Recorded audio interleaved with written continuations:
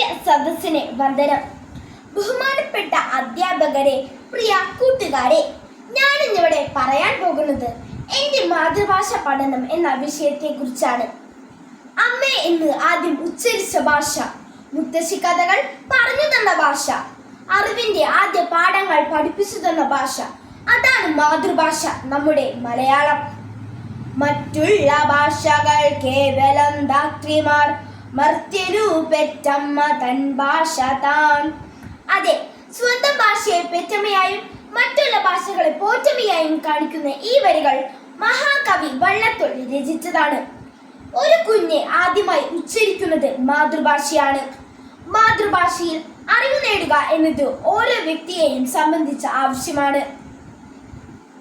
മനുഷ്യ മനസ്സിന്റെ വികാര വിചാരങ്ങളും ആശയധാരകളും സ്വഭാഷയിലൂടെ മാത്രമേ ഏറ്റവും മനോഹരമായി ആവിഷ്കരിക്കുവാൻ സാധിക്കുകയുള്ളൂ. 2000 വർഷത്തോളം പഴക്കവും പാരമ്പര്യവും അവകാശപ്പെടാവുന്ന നമ്മുടെ മാതൃഭാഷയുടെ ഇന്നത്തെ അവസ്ഥ ആരെയും ലജ്ജിപ്പിക്കും. ഭരണകേന്ദ്രങ്ങളിൽ, കോടതികളിൽ, വിദ്യാഭ്യാസ മേഖലകളിൽ ഇന്നും മലയാളം അവഗണിക്കപ്പെടുന്നു. സ്വാതന്ത്ര്യം കിട്ടി നൂറ്റാണ്ട് പിന്നിട്ടിട്ടും കേരളത്തിന്റെ ഭരണഭാഷ ഇന്നും ഏറെക്കുറെ ഇംഗ്ലീഷിൽ തന്നെയാണ്. വിദേശ ഭരണം പോയി തദ്ദേശ ഭരണം തുടങ്ങിയിട്ടും ആലപ്പുഴ ആലപ്പിയായും കോഴിക്കോട് കാലിക്കറ്റായും ഈ അടുത്ത കാലം വരെ നിലനിന്നിരുന്നു.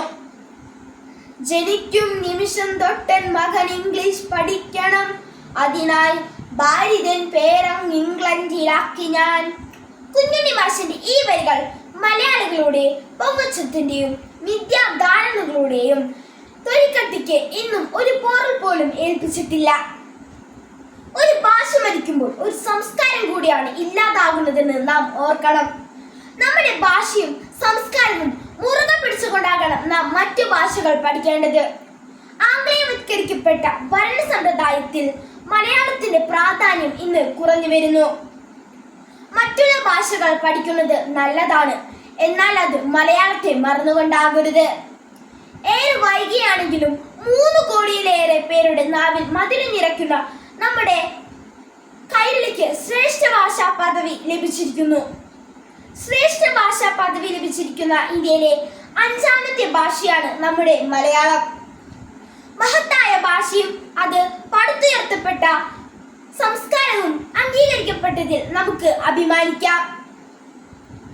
ഈ അവസരത്തിൽ മലയാള ഭാഷയുടെ പിതാവായ തുഞ്ചത്തെഴുത്തച്ഛനെയും ഒപ്പം മറ്റേതു ഭാഷകൾ പഠിച്ചാലും നമ്മുടെ മാതൃഭാഷയെ മറക്കരുതേ എന്ന് ഓർമ്മിപ്പിച്ചുകൊണ്ടും എൻ്റെ എളിയ പ്രസംഗം ഞാനിവിടെ ഉപസംഗ്രഹിക്കുന്നു.